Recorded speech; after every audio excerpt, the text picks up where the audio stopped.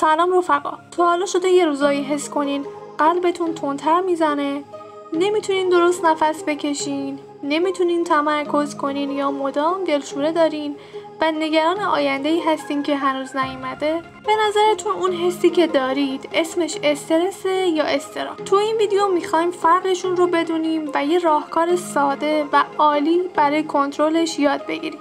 استرس چیه؟ استرس یه واکنش طبیعیه که وقتی بدن یا ذهن ما با یه تهدید یا فشار روبرو میشه اتفاق میفته. در واقع استرس واکنش مغز به چیزی هست که فکر میکنه خطرناکه، حتی اگه اون خطر واقعی نباشه.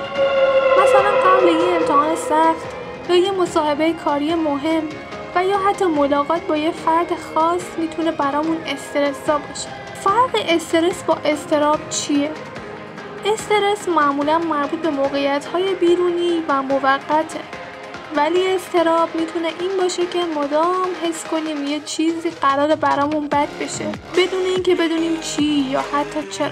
استرس رو میشه به 3 دسته کلی تقسیم کرد: استرس حاد، استرس مزمن، استرس اپیزودیک که هر کدوم علائم و نشونه‌های خاص خودشون رو دارن.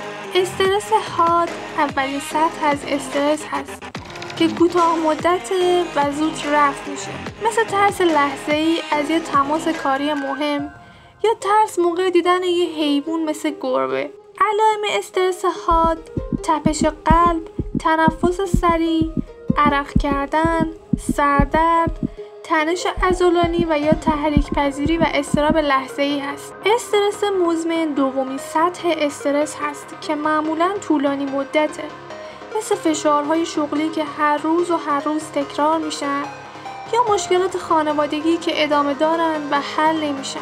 علائم استرس مزمن: بیخوابی یا خواب زیاد، کاهش یا افزایش اشتها، احساس خستگی دائمی، کاهش تمرکز، بدخلقی یا افسردگی، ضعف سیستم ایمنی، دردهای بدنی مثل کمردرد، دندون درد یا حتی میگرن.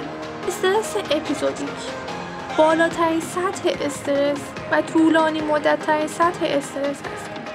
آدمایی که مدام تو موقعیت‌های استرس‌زا هستن و استرس رو به صورت پراکنده دریافت می‌کنن، مثل افرادی که تو تمامی فعالیت‌های روزانه‌شون دچار تشویش هستند و همیشه عجله دارند.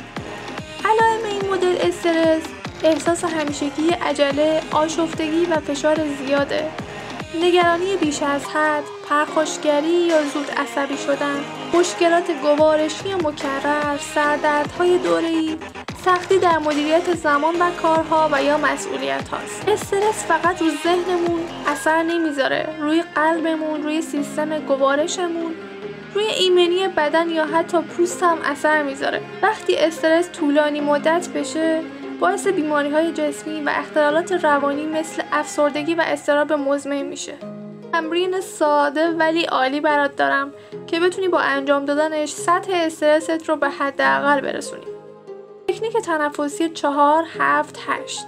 به این صورتی که باید 4 ثانیه نفس بگیری، 7 ثانیه نفست رو نگه داری و 8 ثانیه آروم نفست رو بازدم کنی. هر وقت استرس گرفتی این کارو 3 یا 4 بار پشت سر هم انجام بده. اون وقت میبینی که چطور ذهن و بدنت آروم میشه. خب رفیق، حالا دیگه فرق استرس و اضطراب رو میدونی.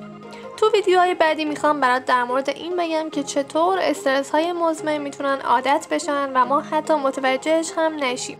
اگه این ویدیو رو دوست داشتی و برات مفید بود ممنون میشم لایک کنی. سابسکرایب یادت نره و حتما تو کامنت ها برام بنویس که تو بیشتر با استرس درگیری یا اضطراب. ممنون که تا اینجا همراه هم بودین.